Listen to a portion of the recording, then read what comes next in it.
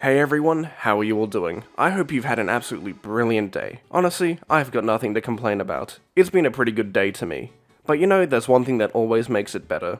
Making fun of fanboys. And it's not just any fanboy, it's Amazing Lucas. It's not like his last video, where his last video actually had some pretty reasonable points. This one is just kind of like an L and back to his old roots with, I don't know, an occasional good take. But if there's one thing I did not expect going into Lucas's video, especially this one, was cringe. Claiming that you're a soldier for PlayStation's military. You know, I didn't know that PlayStation started hiring enforcers to do their job, especially free labor.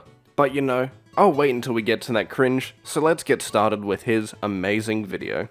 So there has been a huge announcement that went on Twitter in regards to a statement by CEO Jim Ryan. And what he says is just, it's a chef's kiss, to be honest with you. It is music to my ears because it's constantly a stuff that I've talked about where it's like, yo, what's going on? We only have Spider-Man here. I'm glad for Spider-Man. I'm glad for Final Fantasy. But you know, where's Stellar Blade? Where are the rest of the titles? You gotta give us more, bruh. It's always more, always more. I'm greedy as a gamer. It's not really greedy to be asking more from a company because, you know, that company would do everything in their power to provide you less but make you pay more. So, in any other way that they can offer you more exclusives, that's better for the player. The consumer. But these statements were apparently behind a paywall and now they're not. And the statements are being released. And one of the statements, which was great, was Jim Ryan talking about how he wants to remove the dependence on third-party games. By doing such, he's going to double the output of first-party games.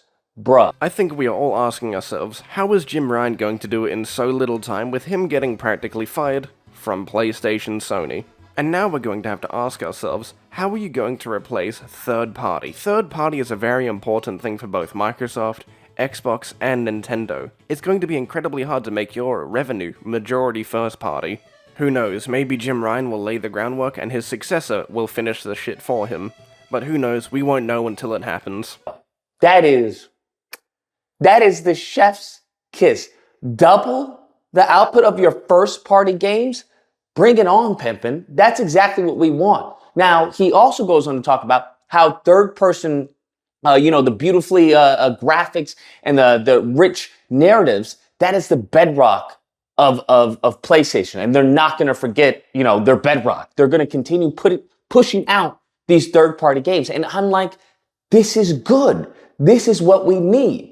As long as they continue to innovate and... Lucas, I don't know how you can say innovation upon Sony doing the exact same thing that they've always done for years. Sony will always be doing third-person narrative-driven cinematic games, as that's a bedrock that they said themselves will always work. People always seem to like it because it's a very easy game to get into and doesn't require much brain power to play. Inspire and push the envelope on these first-party and third-person games. Bro, PlayStation is going to remain on top. I want to know what you mean by innovation when it comes to these games. What are they going to innovate upon? Because Sony has stated it themselves, and so have you, that Sony is not willing to change the formula that is willing to work. So what are they going to do to improve it? He even talks about as far as, the acquisition from Microsoft, where he's like, yo, every publisher he's talking about doesn't like Game Pass. And from what I've seen, from articles and, the sales of Game Pass is on the decline. The only people that actually like Game Pass is the consumer, because we get games on the cheap, and that's what I want more of, especially when they're not even complete on launch. I feel like the only group of developers that actually benefit from Game Pass is indie developers, as Microsoft hands you a sack of money, and all you have to do is put your game on Game Pass for a bit of time. So maybe for an indie developer, getting money early on, without even needing to get any copies sold, is probably the best way for them to go. But hey Lucas, I wouldn't expect you to notice that, as you enjoy getting cucked by PlayStation, and them price hiking their subscription services. Where people are like, they don't want to do that. So even them buying this up, that up, it's not going to help them. Well Lucas, if we're going by that logic, why did PlayStation buy Bungie then? If Activision Blizzard can't help Microsoft, why did Sony buy Bungie? I do find it funny how you say these purchases will not help Microsoft at all. And if it wasn't going to help them, why would I bother purchasing these companies? Where Sony is looking towards the future, and Xbox has all these developers, they have all these acquisitions, and they have nothing to show. They're buying up the past while Sony is creating the future. Damn. Woo! let me rewind that for you again. Okay, Xbox is buying up the past where PlayStation is creating the future. I have to ask you then, Lucas. You talk about innovation, and now you talk about how Sony is building the future. Both Microsoft and Sony follow the exact same business strategy of buying companies and adding them to their roster. So I don't see any difference between this. Both companies would technically be building for the future. Because you can use this argument on both companies. Until you really look into what they do about their business strategies, then you start to see the differences. That is Xbox and PlayStation in a nutshell, bro. Xbox and PlayStation in a nutshell. The really only difference between Game Pass everyone talks about and creams their pants over is really PlayStation Now. Okay, that's where they got that from. The only difference is that they have first-party titles on. In my eyes, that makes it all the better, and much more worthwhile. Personally, with the price increase, it doesn't really seem much worth it for PlayStation right now to get any of them unless they put their first-party games on it. I think the one big benefit that Game Pass has is that it includes other subscription services inside of it, like EA Play. But I'm sure PlayStation has an equivalent, but since I've never used that platform, I couldn't tell you, so maybe someone in the comments will. But the thing is, they don't really have any first-party titles that people want to play. One of the series that I beloved series is Gears of War. They have butchered Gears of War. I could not agree more. I do hope the rumors are true that there is a possible Gears of War collection or Fable collection in the work. It would mean so much if they did a Gears of War 1. I fucking love Gears of War. Anything to play PvP in Gears of War 2 again, and Horde in Gears of War 3. Phil needs to stop doing us dirty. He needs to let us know that it actually exists. I'm fucking sick of guessing that it exists. Please, Phil, I will do anything for the collection. Please, I will give you an arm and a leg. Okay? Once Blazinski left, I don't know what happened, bro. I don't know what happened to the series. They went cuckoo for Cocoa Puffs. And I fear what would happen to Doom. Because it seems that everything that Xbox, touches turns to poop. It turns to mediocrity. I feel like the only place that criticism can really be levied is at 343 and the Coalition. Mainly everyone else, and since Microsoft takes a very hands-off approach, seems to be doing pretty okay when it comes to the indie games that they make under their umbrella, but when it comes to their big AAA, they really seem to fall behind compared to PlayStation. Personally, I don't see them fucking with Doom at all. If they do, I would be pretty disappointed. I do find it kinda funny that you didn't call out that PlayStation follows into the exact same issue of producing shit sometimes. For example, Forspoken and Horizon Forbidden West on launch with its horrendous poppin'. There is no innovation. There is nothing inspiring there. And, God forbid that befalls PlayStation. Nevertheless, he talks about, when it comes to Nintendo, right? The Xbox talking about what would be our greatest dreams to acquire Nintendo. Bro, stop trying to inquire and create. Do y'all ever think about that? Stop trying to acquire all this talent and create.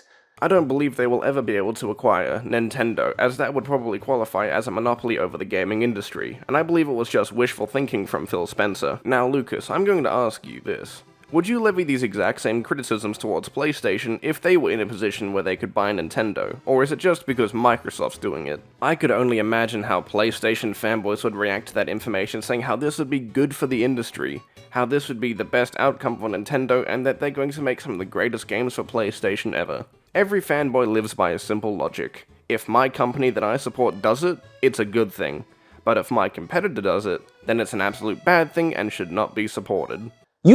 Mediocrity acquiring talent, guess what? You're only as good as the people who are in charge of you.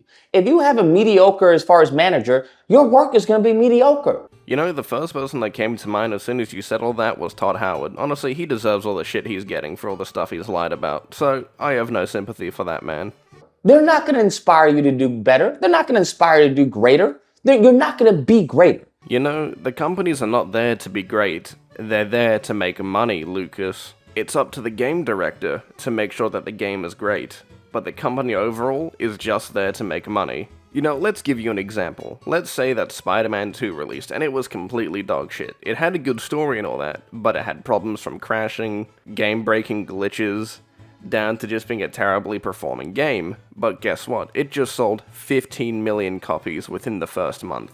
You think Jim Ryan's going to give a shit if the game is good or bad? It just made him a bunch of money. Focus on.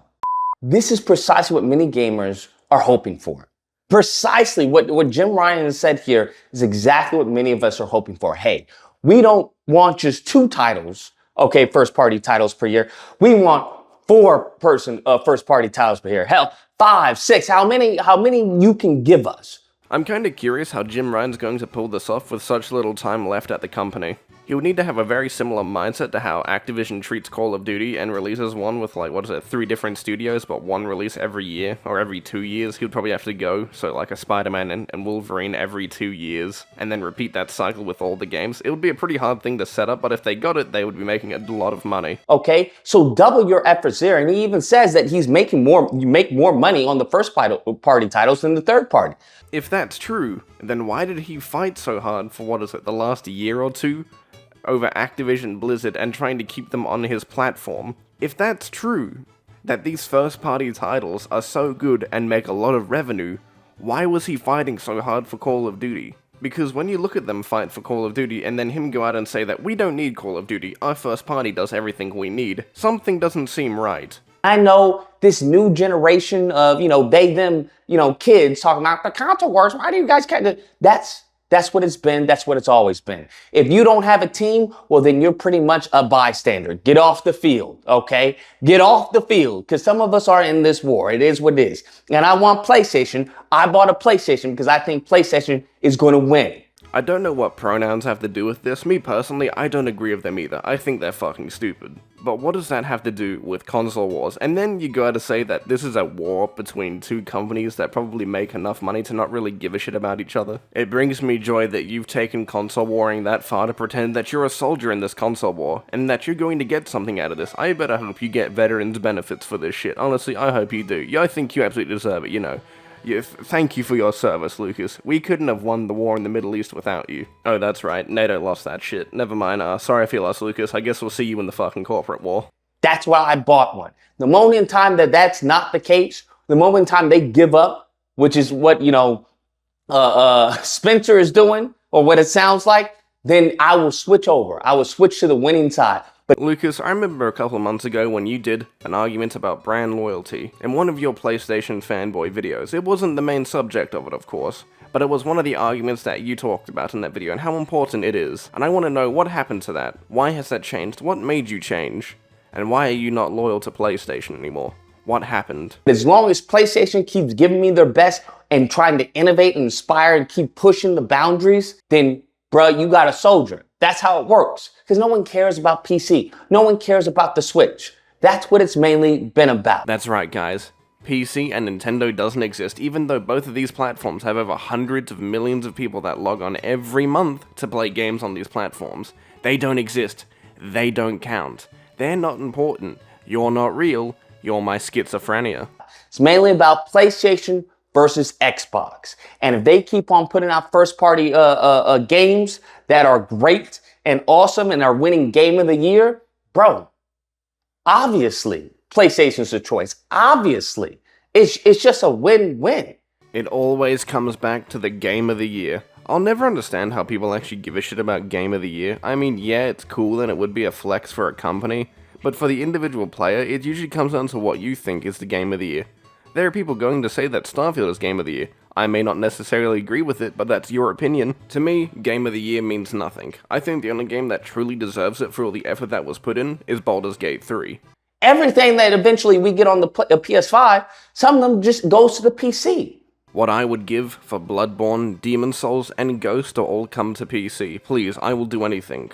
Now, they're double dipping. It's just genius what they're doing.